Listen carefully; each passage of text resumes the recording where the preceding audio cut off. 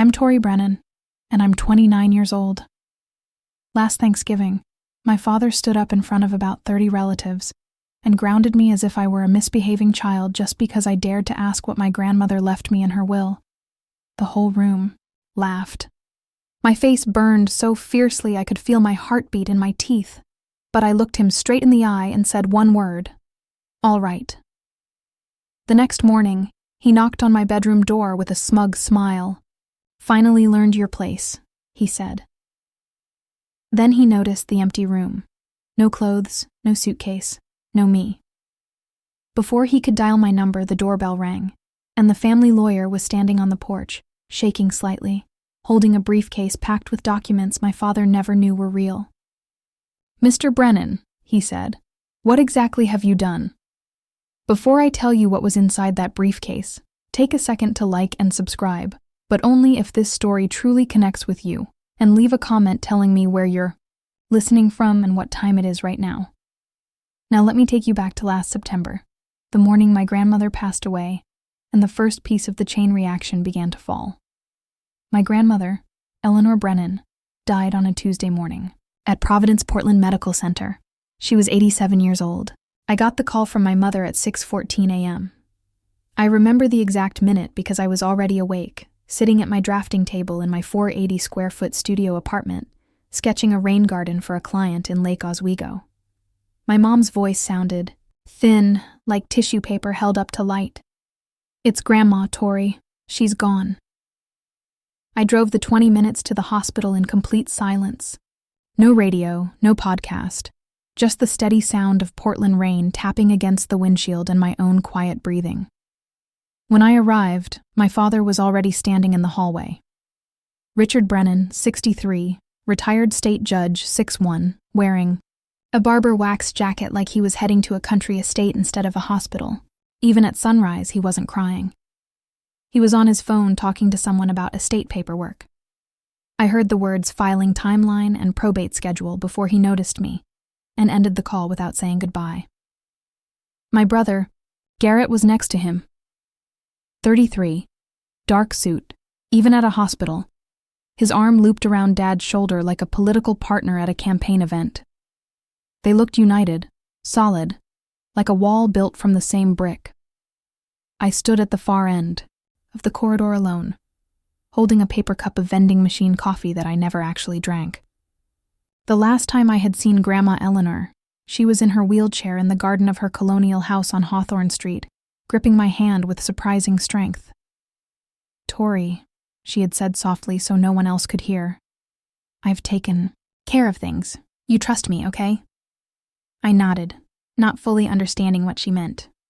Not yet. At the funeral 3 days later, the church was old Portland granite with a tall nave and white lilies everywhere. A mahogany casket shined so brightly it almost reflected the stained glass windows. My father gave the eulogy. He spoke for 11 minutes about the Brennan legacy, about tradition, about how my son will carry this family forward. He mentioned Garrett by name 4 times. He mentioned my mother once. He did not mention me at all. Afterward, in the reception line, my Aunt Margaret's husband asked what I did for work these days. Before I could answer, my father leaned in from behind me. "She plants trees for rich people," he said, and a few guests laughed politely. I felt the heat rise from my chest to my throat. I was turning to walk away when a man I didn't recognize stepped forward. Older, silver hair, wire-rimmed glasses with thin gold frames. He shook my hand gently. "Your grandmother was very proud of you," he said quietly. "I'll be in touch." Then he disappeared into the crowd of black coats, before I could even ask his name.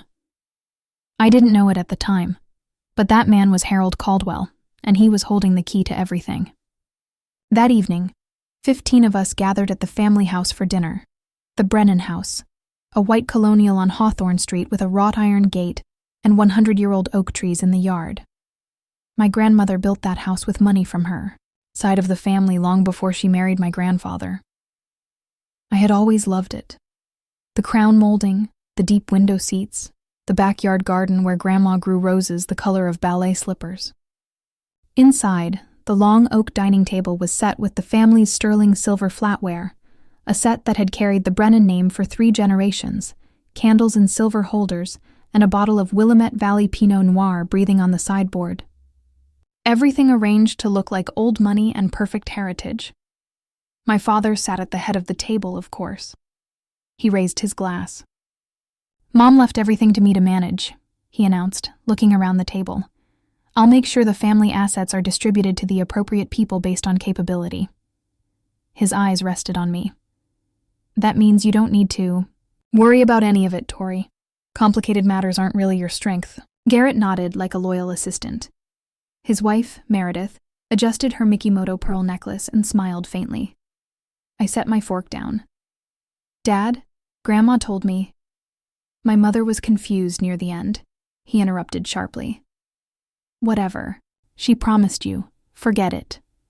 My mother, Linda, stared at her plate. She didn't look up. She almost never looked up. After dinner, I excused myself and went upstairs to the bedroom I had grown up in. The Frank Lloyd Wright poster I had taped to the wall at 16 was still there, edges curling. I sat on the bed and opened the nightstand drawer without thinking. Inside was an envelope that had not been there before, cream-colored paper with a faint watermark. My name written on the front in blue ink and handwriting I would recognize anywhere, slightly shaky but firm. Grandma's handwriting. My hands trembled as I picked it up. I opened it slowly, sitting cross-legged on the twin bed I had slept in, from ages 5 to 18. The ceiling fan above me wobbled the same uneven way it always had. The room smelled like old wallpaper and cedar from the closet. Inside were 2 items. The first was a letter, 2 full pages written on both sides in Grandma Eleanor's handwriting. The pen had pressed so hard it left grooves in the paper, as if she wanted the words to be permanent, something no one could erase with a keyboard. The second was a partial photocopy, maybe 6 pages from what looked like a longer legal document. The header read, "Irrevocable Trust Agreement. Eleanor M. Brennan, Settler." Halfway down the first photocopied page, highlighted in yellow, was one clear line. Beneficiary. Victoria Tori Brennan. I read the letter while tears slid down my face. "Tori, if you're reading this, then I am gone, and your father is already doing what I knew he would do. I'm sorry I couldn't stop him while I was alive. I tried in my own way, but men like your father do not listen to women. They listen to documents. The original trust is with my attorney, Harold Caldwell. His office is on Northwest 23rd Avenue, in Portland. The copy I left you is incomplete, not enough to prove anything by itself, but enough for you to know I am telling the truth. Do not show this to anyone. Not your father, not Garrett, not even your mother. I love Linda, but she will tell Richard. Wait until the right time, and Harold will know what to do. You have always been my architect, Tori. The one who builds. Do not let them tear you down. All my love, Grandma." I folded the letter carefully and pressed it against my chest. The photocopy was incomplete. I couldn't use it as solid proof. I didn't have a lawyer. I didn't know who Harold Caldwell truly was beyond a name and an address. And my grandmother had been buried for only 48 hours. But for the first time in many years, I felt something other than small. I felt seen. I felt like someone believed in me, had always believed in me, and had written it down in ink. I drove back to Portland the next morning without saying goodbye. No one noticed, or if they did, no one called. My studio apartment looked exactly the same as I had left it. Plants crowded every windowsill. My drafting table was covered in tracing paper. A cold mug of tea from 2 days earlier still sat near. The sink. I loved that tiny space, even though it was so small I could almost touch both walls at the same time if I stretched my arms. It was mine. The one place where no one told me I was not enough. I sat down at my laptop and searched online. For Harold Caldwell, Attorney Portland. The results appeared immediately. A small office on Northwest 23rd Avenue. Solo practice, estate planning and trusts. A headshot showed a silver-haired man with wire-rimmed glasses, the same man from the funeral. My cursor hovered over the phone. Number. I did not call. Not yet. Because there was a part of me, the part my father had trained since childhood, that whispered doubts. What if Grandma really had been confused? What if this was nothing? What if I called and found out the one person who believed in me had simply been a tired old woman who did not understand what she was signing? I was not ready to take that risk. Not yet. Instead, I turned back to my work. A landscape architecture firm in the Pearl District had a deadline in 2 weeks. They needed a full conceptual plan for a public courtyard, complete with drainage solutions, native plant selections, and sustainable irrigation design. I spread out my tracing paper, sharpened my pencils, and let the lines steady my breathing. When I design, the world makes sense. Water flows where it should. Roots grow deep and hold the soil in place. Structures support weight without cracking. There are rules, physics, balance. Unlike my family, landscapes respond to care and planning. They do not rewrite history to favor one child over another. A rooftop garden for a new condo building. I needed the money. I was still paying off $38,000 in student loans, $420 a month, from the single year of law school I had finished before quitting to follow design. That was the year my father said I had betrayed the family name. I was checking my email to confirm the project details when I saw it. Hidden between a store newsletter and a delivery update was an email from Garrett. Not sent to me. It had been forwarded to me by mistake. The subject line said, "Retrust Amendment Draft Petition." My stomach tightened. I opened it and read the first few lines. Then my phone buzzed with a reminder about the project deadline, and I had to shut my laptop and leave for the office. But I had already seen enough to understand that whatever my father was planning, it had already begun. 3 weeks went by.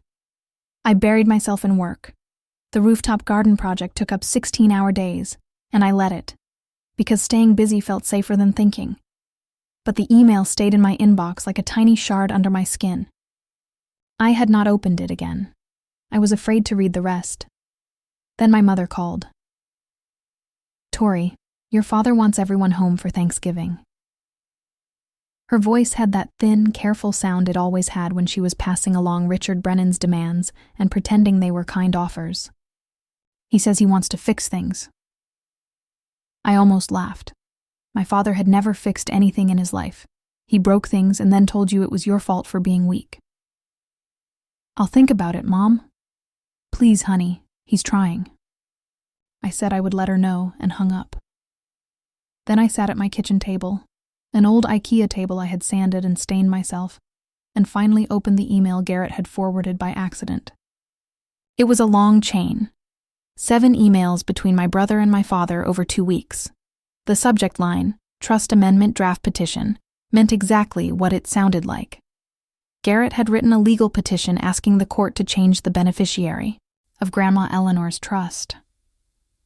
The reason listed was financial incompetence of the named beneficiary, me.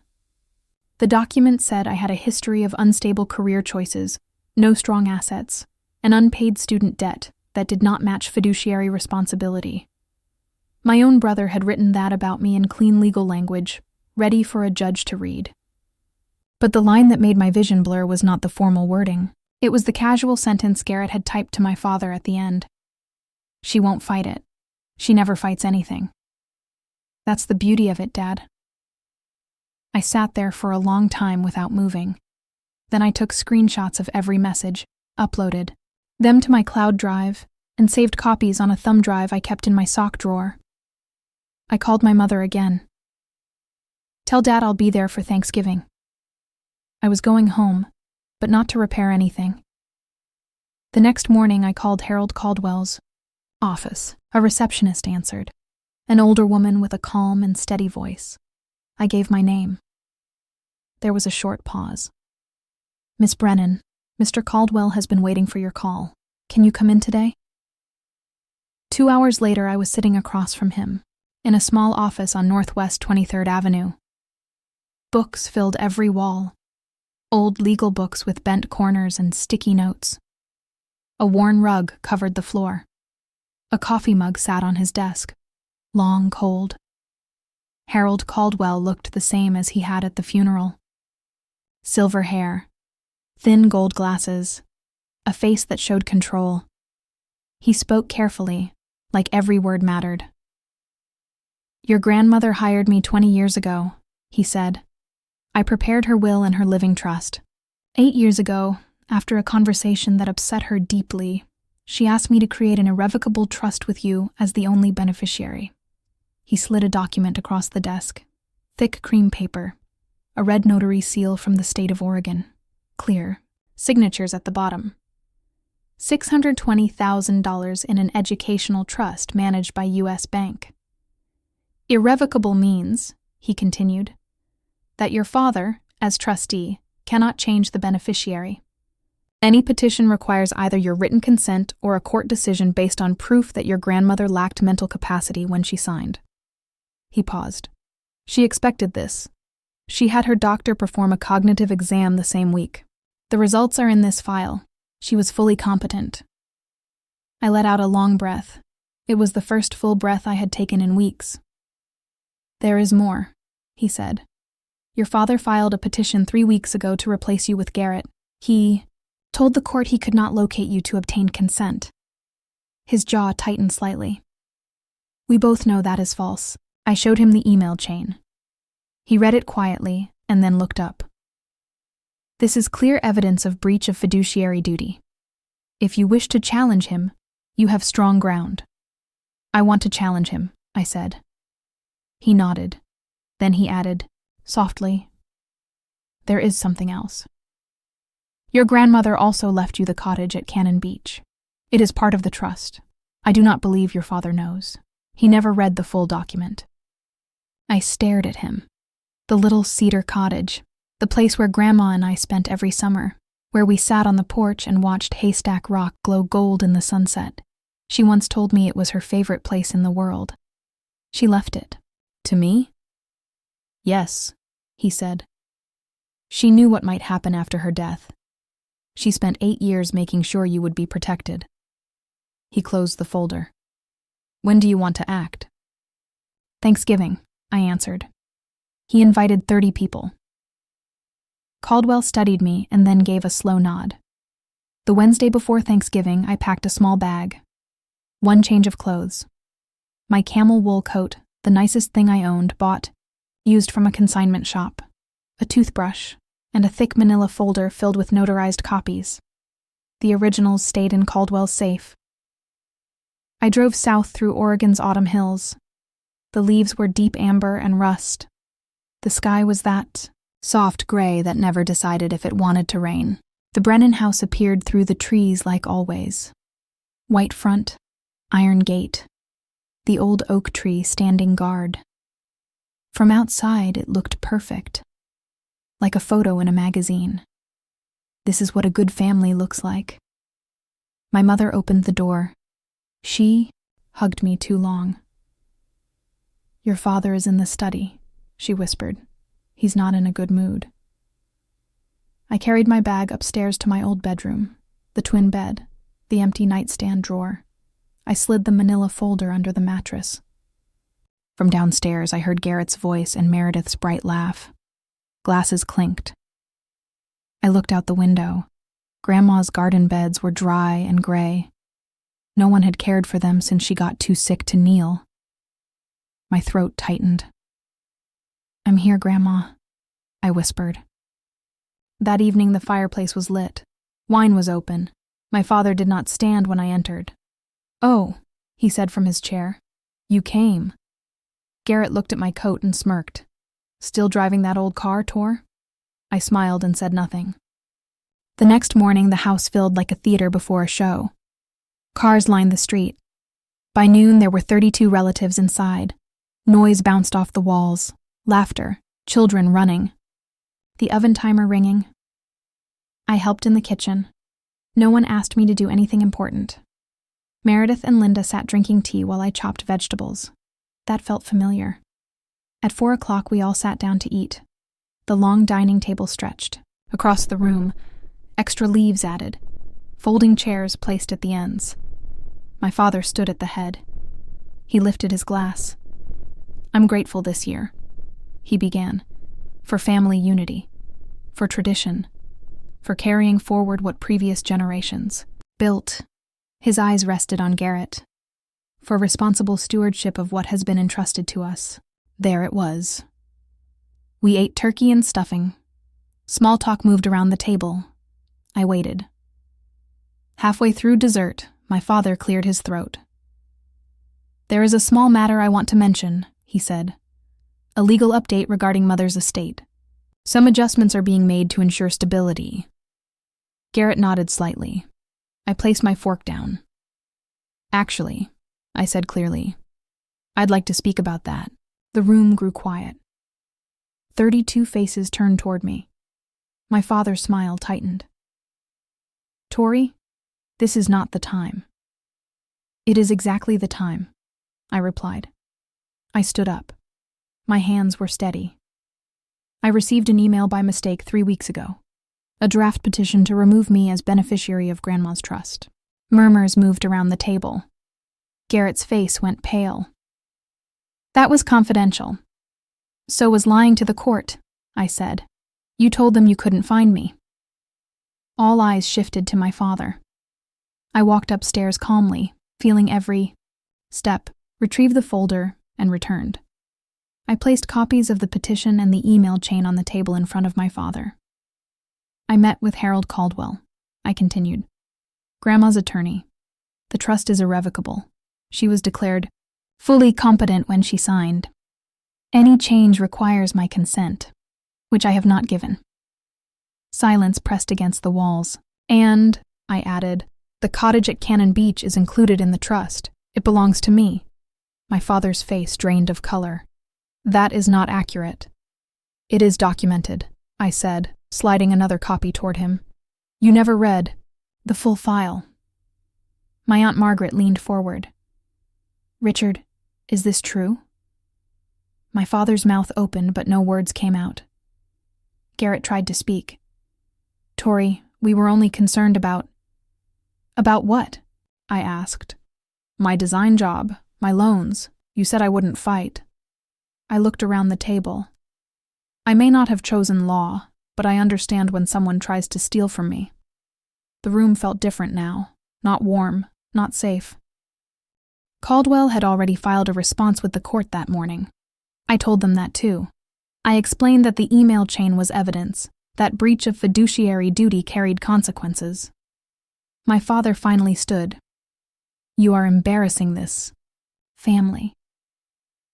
"No," I said softly. "You did that." No one touched their pie. One by one, relatives began to stand. Chairs scraped the floor. Conversations broke into whispers. My mother looked at me with something I had not seen before. Not fear, something like relief. Garrett avoided my eyes. I gathered my folder. "I won't be attending Christmas," I said, "but I will see you in court." I walked out of the house before anyone could stop me. The cold air hit my face, sharp and clean. As I drove away, I did not feel angry. I felt light. 2 months later, the court ruled in my favor. The petition was dismissed. My father was formally warned by the judge. Garrett's reputation at his firm took a quiet hit. The cottage at Cannon Beach became mine in full legal record. The first weekend after the ruling, I drove there alone. The cedar walls smelled like salt and old wood. The porch faced the ocean, exactly as I remembered. Haystack Rock stood in the distance, dark against the sunset. I sat in Grandma's old chair and watched the sky turn gold. For the first time in years, I felt something steady inside me. Not fear, not shame, strength. They had believed I would never fight. They were wrong. The long oak table in the dining room could seat 18 people. Anyone extra had to sit at a folding table set up in the living room next door. I was seated at that folding table, placed between my 9-year-old second cousin Oliver and an empty chair that no one bothered to fill. My father stood at the head of the main table, the crystal chandelier shining above him. the linen tablecloth white as a surrender flag, the family's sterling silver glowing under the soft candlelight. He lifted his glass of Pinot Noir. "This Thanksgiving is special," he said in his courtroom voice, the one that filled every corner of a room and ended arguments before anyone could reply. "We lost Mom this year, but the Brennan family stands strong, and I am most proud of my son Garrett, who just won the biggest case of his career." He turned toward Garrett. "To you, son." Everyone clapped. Garrett accepted the praise with well-practiced humility. A small nod. A hand resting lightly on Meredith's shoulder. Calm. Confident. Perfect. From the folding table, my Aunt Margaret called out, "What about Tori? Any good news, sweetheart?" I opened my mouth to answer. "Tori is still figuring things out," my father said, not even glancing in my direction. "She's creative. We'll give her that." A soft wave of polite laughter moved across the room. "But every family needs someone to remind the rest of us what happens when you take a wrong turn. Right, Tori?" The laughter rolled across both tables like a smooth, practiced wave. I sat there and absorbed it the way I had since I was little, back straight, face calm, hands folded neatly in my lap. Oliver looked up at me and whispered, "Are you okay?" I nodded and passed him a bread roll. After the plates were cleared, the pumpkin pie half eaten, and the port wine poured freely, my father stood once more. The room grew quiet. He had the posture of a judge about to read a final decision. "One more thing," he said. "Tomorrow morning I'll be making an important family announcement about Mom's estate. I expect everyone to be present." He smiled, the kind of smile that said the decision had already been made. It's what Mom would have wanted. I looked at Garrett. He was studying his wine glass with a small private smile. I looked at my mother. She was staring at the tablecloth as if the pattern required deep focus. Then I looked at my father. He was looking straight at me. For 1 second, his smile sharpened into something thin and cold, something that did not feel like a smile at all. Tomorrow, he planned to read his version of the will in front of everyone. I quietly excused myself to wash the dishes. The kitchen was silent except for running water and my own breathing. I stood at the sink, scrubbing a heavy roasting pan, soap bubbles, up to my elbows, still wearing the same sweater I had driven down in. In the other room, 32 people laughed and drank port, and not one of them had offered to carry a single plate into the kitchen. Footsteps came up behind me. Garrett leaned against the doorframe, arms crossed, wine glass hanging loosely from 2 fingers. "You know," he said casually, "you should probably thank Dad for even letting you sit at the table, even if it was the kids' table." He laughed softly at his own joke. I didn't turn around. I kept scrubbing, but something inside me, some wire that had been stretched tight for 29 years, finally started to hum. "Garrett," I said quietly, my voice steady and even. "Do you know what Grandma left me?" The silence behind me changed. I heard his glass touch the counter with a small clink. When I glanced back over my shoulder, his face had gone completely still. He left the kitchen without saying a word. 10 minutes later, my father's voice boomed from the living room. "Tori, get in here, now." I dried my hands slowly on a dish towel and walked in.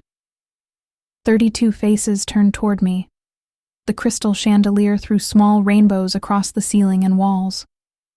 My father stood in the center of the room, a glass of port in one hand, the other, hand pointed at me as if I were standing in a courtroom. "What did you say to your brother?" he demanded. His voice was deep and commanding, designed to make people feel small. "You threatened him about the will? Do you think you can manipulate this family?" I opened my mouth to answer. He did not allow it. "You're grounded," he said sharply. "You are grounded until you apologize to your brother. Go to your room." The room exploded, not in shock, not in protest, in laughter.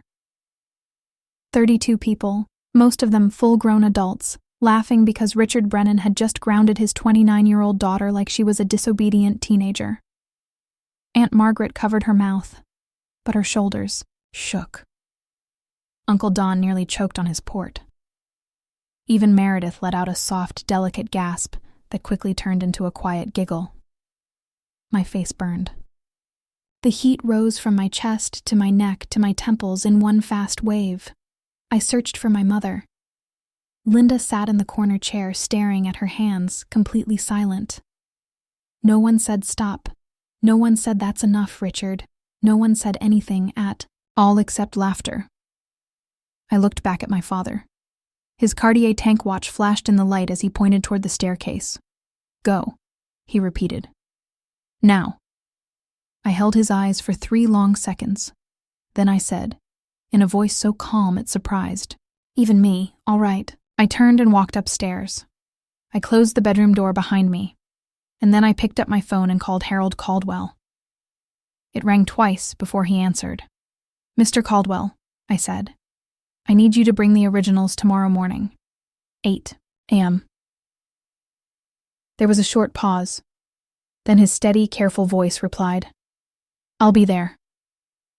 I ended the call, set my alarm for 4 a.m., and sat on the edge of the narrow twin bed in the dark. The laughter from downstairs floated up through the floorboards. Glasses clinked. Someone told a loud story. The sound carried easily. I sat there thinking, laugh. Go ahead and enjoy it, because this is the last time. I know some of you might feel angry for me. I understand that. Let me ask you something.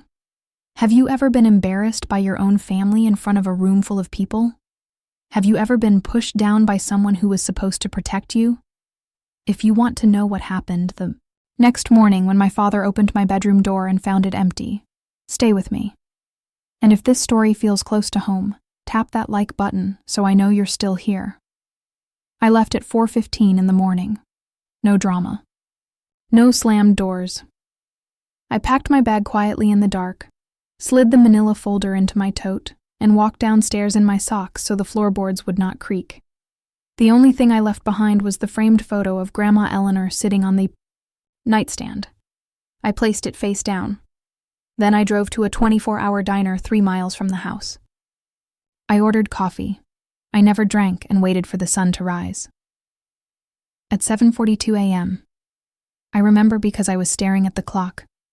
My phone lit up. A text from Garrett. Where are you? Dad's looking for you. I did not reply. Inside the Brennan house, I later learned from my cousin Danny how the morning unfolded. My father came downstairs at 7:30, freshly showered, wearing a crisp Oxford shirt, looking like a man about to lead an important meeting. He poured himself coffee, looked around the room, and said, Someone go wake Tori. She has an apology to make. No one moved, not because they were defending me, because no one wanted to get involved. So Richard went upstairs himself. He knocked, twice on my bedroom door. The knock was sharp and official. Tori, it's morning. Are you ready to apologize to your brother? Silence. He opened the door. The bed was neatly made. The closet door stood open and empty. The drawers were cleared. Out. The room held nothing of me, except the photograph of Grandma Eleanor, face down on the nightstand, like a final period at the end of a sentence. Danny told me my father stood in that doorway for a full 10 seconds before his expression changed. First, confusion, then something darker. He walked downstairs slowly. Tori's gone, he announced to the 20 or so relatives still sitting at the breakfast table. His voice was flat and controlled. She left in the middle of the night like a coward. Garrett looked up from his laptop and smiled. Well, he said calmly, that settles it. My father nodded once. It certainly does. I was planning to make the estate announcement at 10, my father continued. But since the only person who might object has run away. The doorbell rang. My mother answered it. Standing on the front porch in a gray suit, holding a brown leather briefcase, with an expression like a storm about to break, was Harold Caldwell. I'm Harold Caldwell, he said clearly. Attorney for Eleanor Brennan. I need to speak with the entire family, right now. The dining room fell quiet in stages. First, the conversation closest to the front door stopped. Then the silence spread across the room, table by table, until even the children stopped moving. Harold Caldwell walked into the house, the way a lawyer walks into court. Calm, slow, completely sure of his authority. He placed his leather briefcase on the dining table, right on top of the leftover Thanksgiving linen, and opened it without sitting down. I was later told his hands were shaking slightly, not from fear, from anger. My father rose from his chair at the head of the table. He was 4 inches taller than Caldwell and at least 30 pounds heavier, and he used every inch of that presence. "Harold," he said, the name sounding more like a warning than a greeting. "You are not invited. This is my house." Caldwell met his eyes evenly. "This is the house Eleanor Brennan built with her family's money, Mr. Brennan. And I'm here because I have a legal responsibility, a fiduciary duty to the beneficiary of her trust. Tori has no rights to. Tori is the only named beneficiary of an irrevocable trust signed 8 years ago. You know this. You've known it since the day your mother put her name on it." The room was so quiet I could have heard the furnace turn on, 3 rooms away. 30 pairs of eyes shifted between the two men like people watching a courtroom drama, which in a way they were. Richard's jaw tightened. My mother was in cognitive decline. Whatever she signed was signed in the presence of 2 independent witnesses and included a physician's written evaluation confirming full mental capacity. Caldwell opened his briefcase and pulled out a folder. "I have the documents right here. Would you like me to read them out loud, Mr. Brennan, for everyone?" The question stayed in the air. Aunt Margaret, sitting near the window, leaned forward, in her chair. Uncle Don slowly placed his coffee cup on the table. Even the children had stopped whispering. Richard Brennan stared at the folder in Caldwell's hands, the way a man stares at a loaded gun aimed at his chest.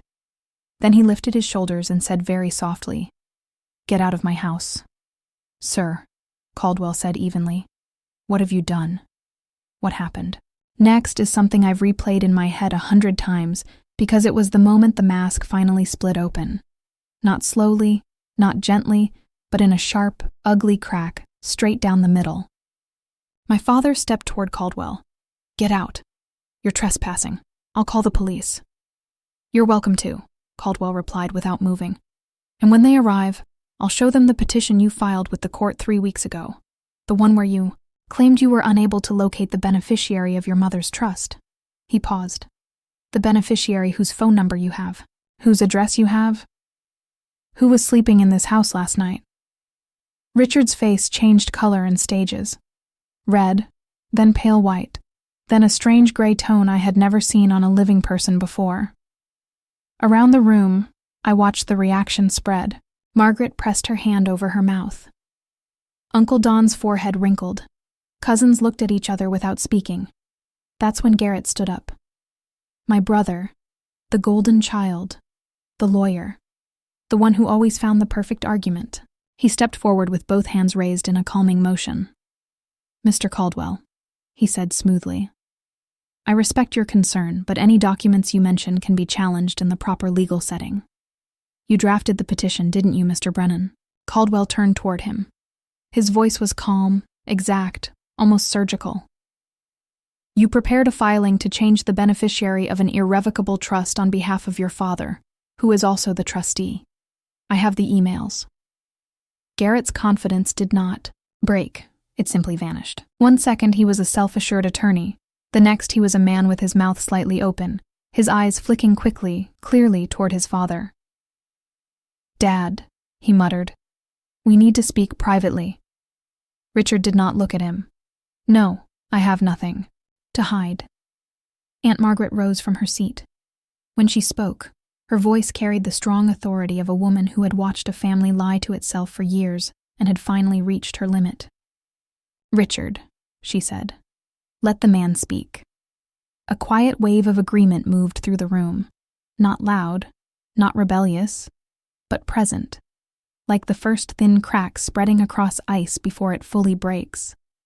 My father looked around and maybe for the first time understood that the audience he had gathered for his performance was no longer completely on his side. "This is ridiculous," he said. But his voice no longer carried the deep courtroom power it usually did. It sounded smaller, thinner, like paper held against bright light. My father did what he has always done. When he feels control slipping away, he pushes harder. Everyone, listen to me. He raised both hands, palms facing out, like a judge calling for silence. This man, he pointed sharply at Caldwell, was hired by my mother years ago when she was already declining. He's been filling Tori's mind with stories. This is a family matter, and I will not allow an outsider. Richard Caldwell's voice cut through the air cleanly. I served your mother for 20 years. I am not an outsider. And I am here because you violated the terms of a legal agreement that you swore, as trustee, to honor. Out. My father's voice cracked slightly on the word. He pointed toward the door. Get out of this house right now, or I swear I will have you arrested for trespassing. Caldwell looked at him for a long moment. Then he shut his briefcase with a firm click, slid it under his arm, and gave a small nod. Not in surrender, but in recognition. Like a chess player who already sees how the next moves will unfold. I'll leave, he said calmly. But I'll return at 2:01 this afternoon for the official reading of Eleanor Brennan's estate, which you scheduled, Mr. Brennan. It's on your calendar. He stopped at the doorway. And I won't be coming alone. The front door closed behind him with a quiet click. My father turned back to the room. 30 faces stared at him, some confused, some uneasy. A few, Margaret, Danny, openly doubtful. He smoothed his shirt, adjusted his watch, and rebuilt his composure the way someone straightens. A crooked painting after an earthquake. I'm sorry you all had to witness that, he said. Tori hired some cheap lawyer to cause problems. It's what she does. She runs from responsibility and then creates chaos from a distance. He shook his head with practiced disappointment. This afternoon, I'll read Mom's will properly, and everything will make sense. I promise. Garrett, who had been standing stiff beside the couch, slowly sat down and pulled his laptop onto his lap. His fingers moved fast across the keyboard, deleting something I would later understand. Emails. The room slowly breathed again. People returned to their coffee, their small talk, their children running in the hallway. The emergency had been postponed. Richard Brennan was still in control, or at least he believed he was. 2:00 was 5 hours away. The clock on the mantel, a Waterford crystal anniversary piece that had belonged to my grandmother, ticked steadily, marking every passing second. I was parked outside a Stumptown Coffee on Division Street, watching rain slide in crooked lines across my windshield. My Honda Civic, 2014, 147,000 miles, with a small dent in the back bumper from a college parking garage, was not a car that attracted attention. And that morning, being unnoticed was exactly what I needed. My laptop sat open on the passenger seat. At 8:17 a.m., I had sent a formal email to the Trust Management Division at U.S. Bank asking for written confirmation of my status as beneficiary of the Eleanor M. Brennan Irrevocable Trust. At 9:41 a.m., the reply arrived from a trust officer, named Patricia Langley. Dear Miss Brennan, this is to confirm that you are the sole named beneficiary of the Eleanor M. Brennan Irrevocable Trust account. The trust principal of $620,000 remains intact and has not been distributed. A petition to modify the beneficiary designation was filed on October 14th by the current trustee, Richard A. Brennan, but has not been approved by the court. No funds may be distributed without your written consent. I read the message 3 times. Then I saved it, backed it up to the cloud, and printed a hard copy at the FedEx office 2 blocks away. At 11:15, Caldwell called. He forced me out, he said, and there was a hint of dry humor in his voice. Threatened to call the police. I know. My cousin Danny texted me. 2:00, Tori. I'll park on the next street. You walk in first. I follow behind you. Okay. There was a short pause. Are you certain about this? Once it happens, there's no undoing it. I looked out at the rain. A woman passed by holding the hand of a little girl. They jumped into puddles, laughing at absolutely nothing. The simple, foolish beauty of people who felt secure. I've been going back my entire life, Mr. Caldwell, every holiday. Every phone call, every time I swallowed words that should have made me walk away. I'm finished going back. Then I'll see you at 2:00. I ended the call and opened the mirror on my sun visor. The face staring back at me looked pale and tired, but completely sure. I zipped my coat and checked the folder again. Copy of the trust, notarized. Bank confirmation printed. Email chain saved and time-stamped. My grandmother's handwritten letter. Everything organized. Everything true. I started the engine. Inside the Brennan house, the morning stretched tight, like a rubber band pulled almost to breaking. Danny told me later what it felt like from inside. After Caldwell left, the relaxed Thanksgiving mood had turned sour. People were still talking, still refilling coffee, still nibbling on leftover pie. But something had shifted. The air held a different weight. The kind of tension where everyone discusses sports or the weather, but secretly thinks about the earthquake waiting beneath their feet. Aunt Margaret pulled my mother aside in the hallway near the guest bathroom. "Linda," she said quietly, "is Richard certain everything is properly arranged?" That lawyer this morning did not look like a man who was pretending. My mother's eyes were red around the edges. "I'm not sure, Margaret. Richard never talks to me about the money. He never did." Margaret stared at her for a long moment and stayed quiet, which, coming from Margaret, said more than words ever could. In the kitchen, Danny took out his phone and sent me a message. "You okay? What's happening?" I wrote back, "I'm okay. I'll be there at 2. Please stay in the room when I arrive." He replied right away, "I'm not leaving." At the same time, in my father's study, the room with the leather chair, the law books lined up on dark wooden shelves, the framed pictures of Richard shaking hands with different Oregon judges, my father was making calls. Danny could hear him through the closed door, his voice getting louder after every failed attempt. It was the Friday after Thanksgiving. Every lawyer's office in Portland had voicemail turned on. Richard Brennan, former judge, could not get through to a single attorney. Garrett appeared at the doorway of the study. "Dad," he said slowly, "maybe we should delay the reading. Give ourselves time to—" "No." My father's voice was hard as stone. "I do not back down. Not from Harold Caldwell. Not from Tori. Not from anyone. We are doing this today." Garrett stopped talking. Danny later said he looked like a man who had just discovered the lifeboat was leaking. The Waterford clock sitting on the mantel struck 12. 2 hours left. At 12:30, I walked into Caldwell's office for the final time before everything shifted. He had the entire file laid out across his desk in 4 tidy piles. I sat across from him, and he explained each one carefully, step by step, the way a surgeon studies an X-ray before making the first cut. Pile 1, the original irrevocable trust. Thick cream paper, notary seal, Eleanor's signature in blue, ink. Strong, steady writing, nothing like the shaky hand of someone confused. Next to it, a letter from Dr. Margolis confirming she was mentally competent when she signed. Date stamped. Official. Pile 2, the email thread between Richard and Garrett, printed with full details showing timestamps, sender addresses, and routing data. The sentence, "She won't fight it," highlighted in bright yellow on the last page. Pile 3, the letter from Patricia Langley at U.S. Bank confirming my status as sole beneficiary and the untouched trust balance of $620,000. Pile 4, a paper I had not seen before.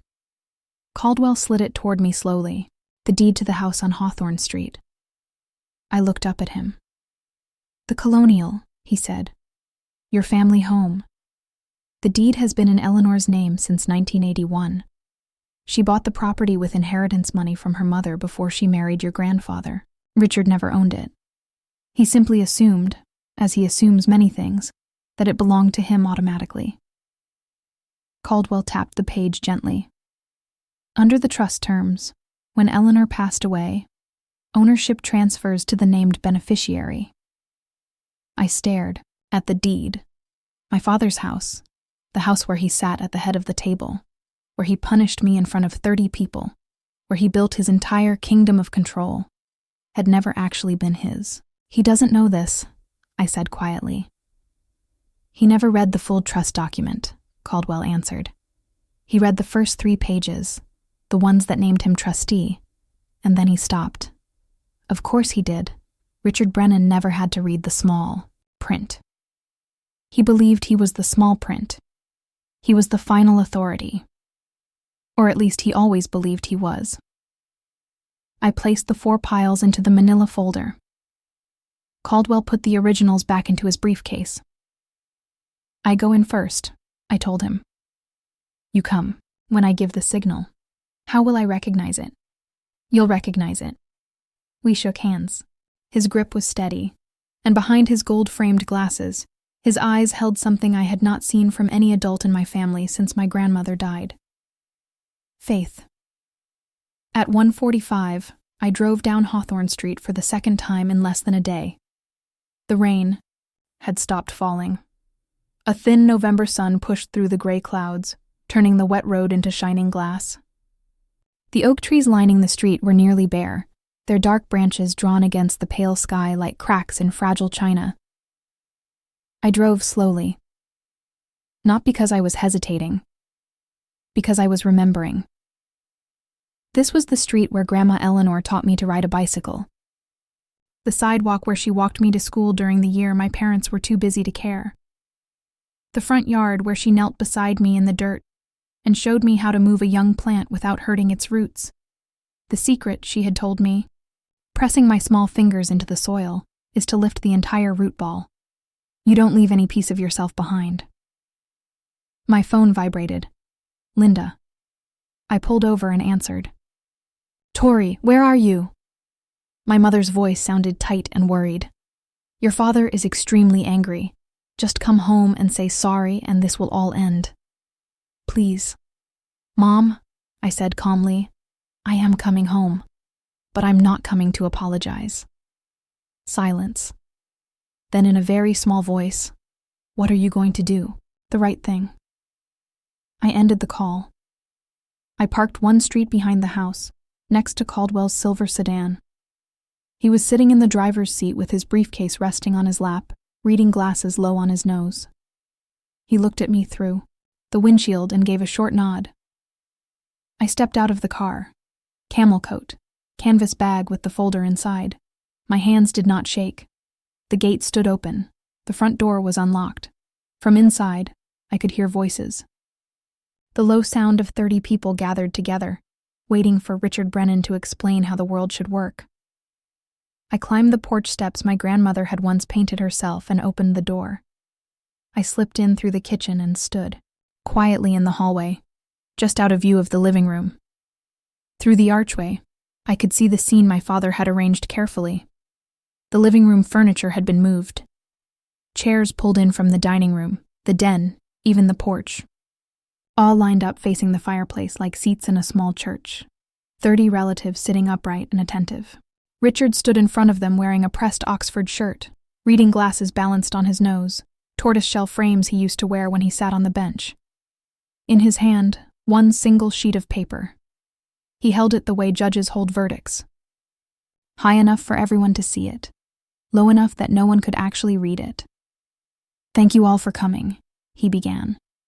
As you know, my mother's passing left certain matters that need to be settled.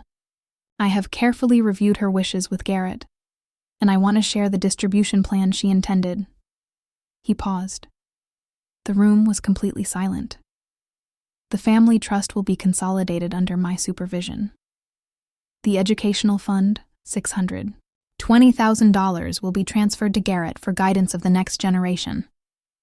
He looked up briefly, checking faces, measuring reactions. As for Tori, he added with a small, almost kind smile, Mom wished for her to receive a simple gesture of goodwill. $5,000, a few soft, understanding nods around the room. Meredith rested her hand gently on Garrett's arm. Garrett lowered his eyes in a performance of modesty so polished it could have won a prize. Are there any questions? my father asked calmly. From the hallway, I took a steady breath, pulled the manila folder from my bag, and stepped forward into the living room. Behind me, the front door opened softly. Harold Caldwell entered. I want you to imagine this for a moment. You walk into a room filled with 30 members of your family. Your father has just announced that you are worth $5,000. He is holding a piece of paper like it is a judge's gavel. And you are holding the truth. If you like a video, don't forget to hit the subscribe button for more videos.